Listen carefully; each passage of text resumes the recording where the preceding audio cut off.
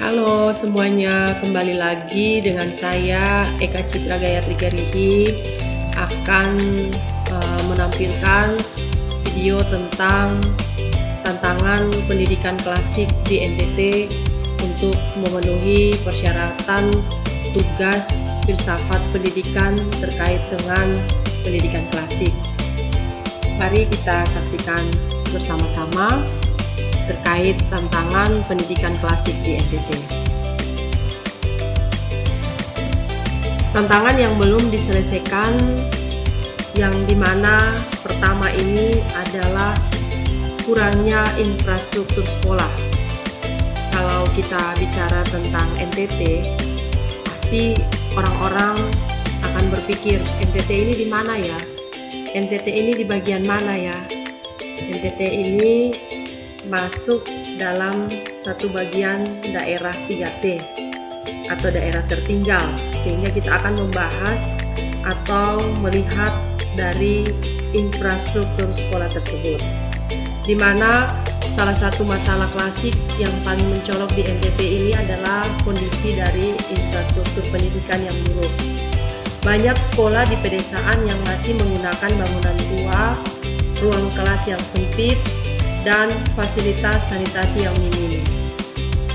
Berdasarkan data dari Kemendikbud tahun 2023, sekitar 30% sekolah di NTT ini tidak memiliki akses listrik yang memadai, sehingga pembelajarannya menjadi terganggu oleh keterbatasan penerangan dan teknologi.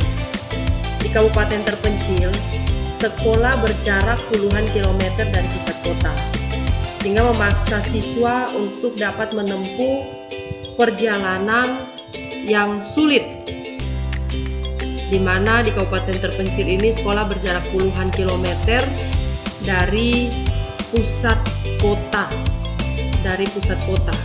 sehingga memaksa bahwa siswa menempuh perjalanan yang sulit.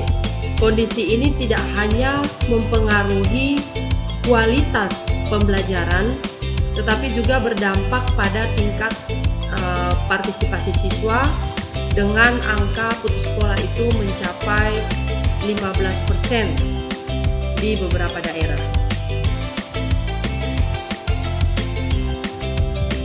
Kekurangan tenaga pendidik, kita bisa melihat bahwa di NTT ini juga kita menghadapi defisit guru yang signifikan, terutama untuk bidang matematika, sains, dan bahasa Inggris. Rasio guru per siswa di NTT ini bisa mencapai 1:25. Jauh di bawah standar nasional, yang dimana dari standar itu adalah berbanding 1:15.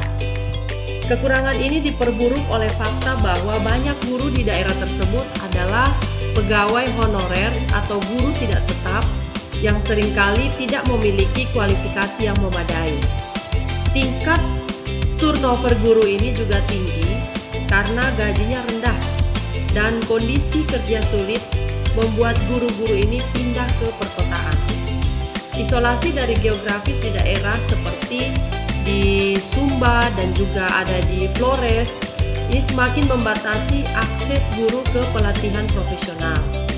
Nah, karena dengan keterbatasan ini, akibatnya kualitas pengajaran menurun dan siswa kesulitan dalam mencapai standar kompetensi dasar. Baik, saya lanjutkan untuk aksesnya. Kita melihat bahwa di sini akses pendidikan terbatas dan tingkat buta huruf yang tinggi. Meskipun partisipasi sekolah dasar telah meningkat, akses ke jenjang menengah dan tinggi ini masih saja rendah. Kurang lebih sekitar 20% anak usia sekolah tidak terdaftar di sekolah formal, terutama di daerah terpencil atau keluarga miskin. Faktor kemiskinan sering memaksa anak-anak bekerja atau terlibat dalam pernikahan dini, sehingga mengesampingkan pendidikan, karena mereka berpikir bahwa dengan mereka menikah lebih dini dapat membiayai dan memfasilitasi kehidupan mereka ke depan, sehingga bagi mereka untuk bersekolah itu tidak penting, sehingga pendidikan itu dikesampingkan.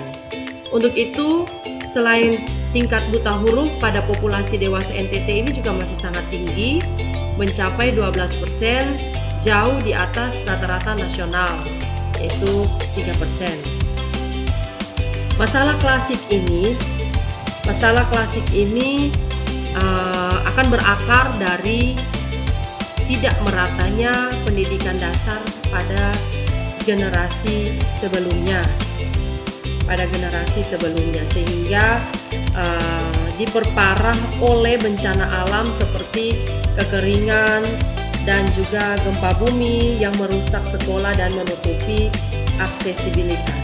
Nah, kita tahu bahwa di daerah NTT ini memang kering dan tandus ya, dan juga rawan untuk terjadi gempa, sehingga terkadang hal-hal ini juga yang sangat mempengaruhi dan menjadi terbatas dalam mengakses pendidikan.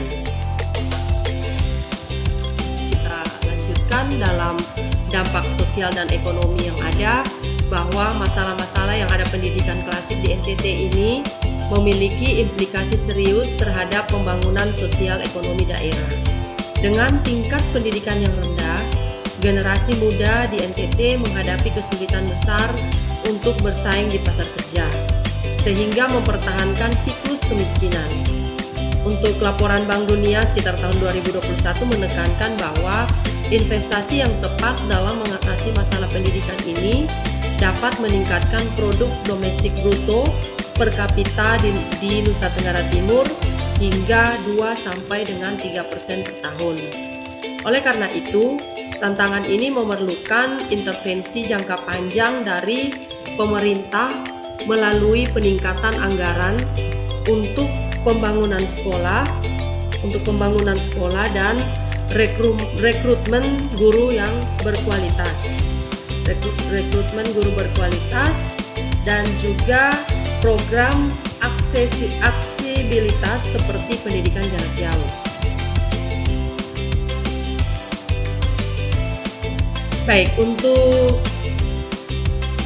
artikel ini yang terkait dengan dampak sosial dan ekonomi, akses pendidikan yang terbatas di NTT, dan juga kekurangan tenaga pendidik, saya menyimpulkan dari artikel ini bahwa sistem pendidikan yang efektif harus berakar pada landasan filosofis yang kuat, mulai dari etika karakter Plato dan Phronesis Aristoteles, hingga pembebasan Freire dan pluralitas postmodernisme. Filosofi ini menuntut perubahan peran guru menjadi fasilitator dialogis, mendorong penalaran kritis, dan mengatasi dominasi kelas.